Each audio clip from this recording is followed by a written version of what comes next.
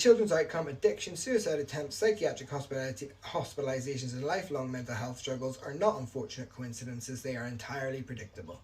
Sharon Osbourne began working with Ozzy Osbourne in 1979, started a relationship with him and married him in 82, and she chose to have children to stay with him. That speaks to her own trauma, and have children with her. And my interest is the children, right? This was not a situation where problems emerged unexpectedly after children.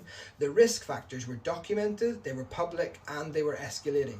Sharon made an active, informed choice to bring children into an environment that any local authority would have flagged as posing significant risk of harm to children. Anyway, UK safeguarding thresholds, right? There is reasonable cause to suspect that a child is suffering or is likely to suffer significant harm.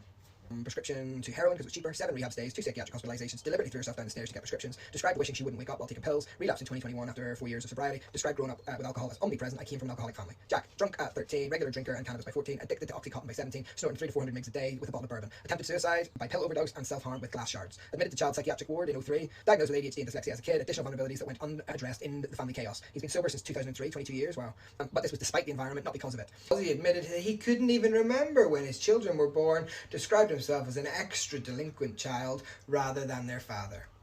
Parental incapacity through substance abuse. Ozzy was frequently absent, intoxicated, or in rehab. Sharon was simultaneously managing his career, his addiction, and raising the children. A parentification dynamic where children's needs were secondary to managing the addicted parent. Under the alcohol harm reduction strategy, parental substance misuse is recognised as a risk factor. Ozzy's addiction was continuous, it was severe, and it involved every class of drug. Sharon's knowledge of risk was total. She chose to remain in the relationship, to continue having children, and to manage Ozzy's career, which actively required his wild man persona. After the attempted murder, she dropped the charges rather than removing the children from risk. So she didn't remove the kids, she dropped the charges against him for strangling her nearly to death on an attempted murder charge while their kids slept in the next room.